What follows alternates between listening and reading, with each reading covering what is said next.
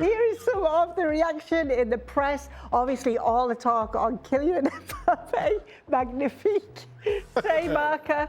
Ole, ole, ole, say l'équipe. Mark Ogden is actually joining us now. Mark, you were there.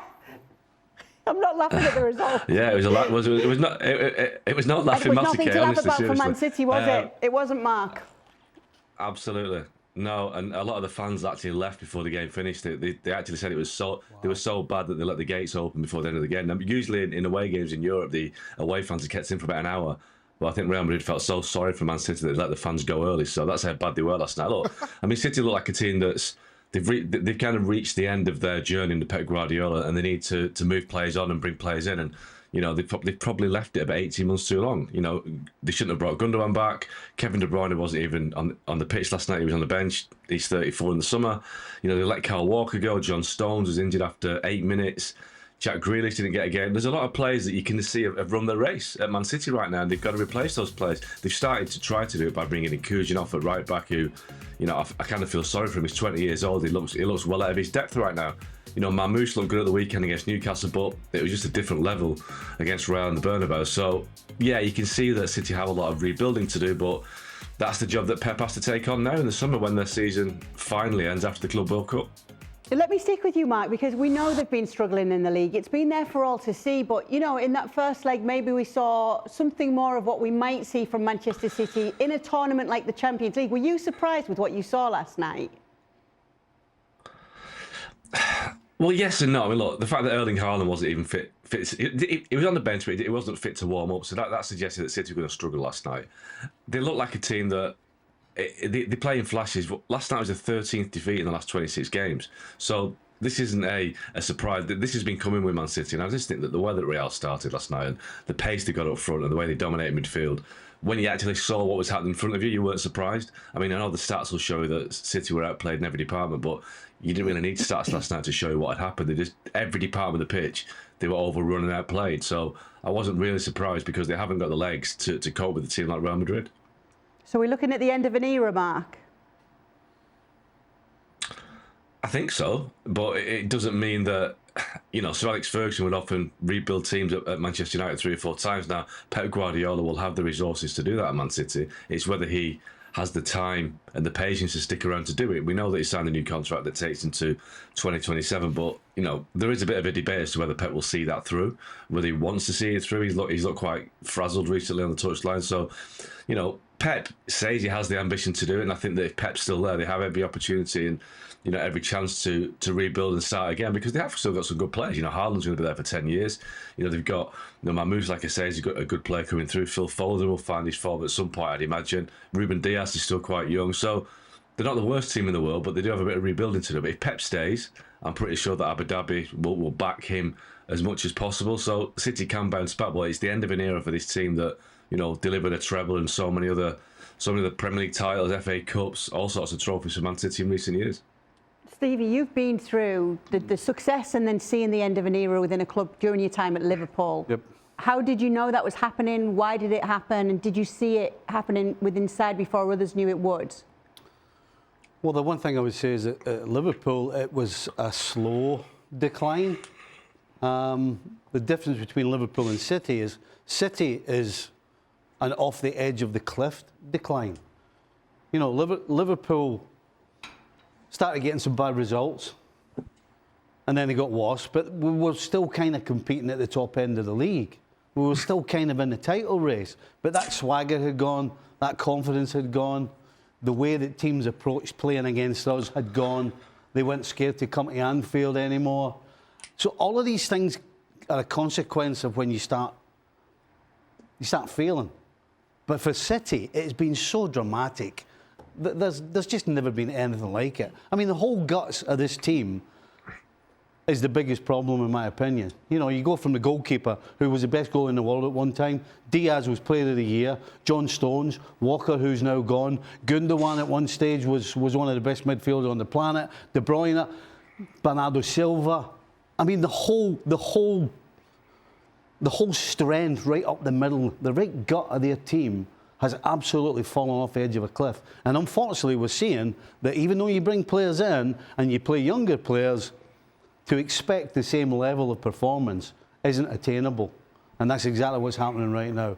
A couple of things. I think, and when you're in it, you don't recognise the decline as it's happening. I'll probably say to Stevie, back in '89 or '90, when it was Liverpool's last title, if you had said to somebody then, it's going to be 30 years before you win another title, you would have been laughed out of the park. You know, nobody could see that coming. It's only in hindsight, as you look back and you recognise certain aspects of it, that you realise, yeah, this had been happening. We just didn't realise the absolute gravity of it.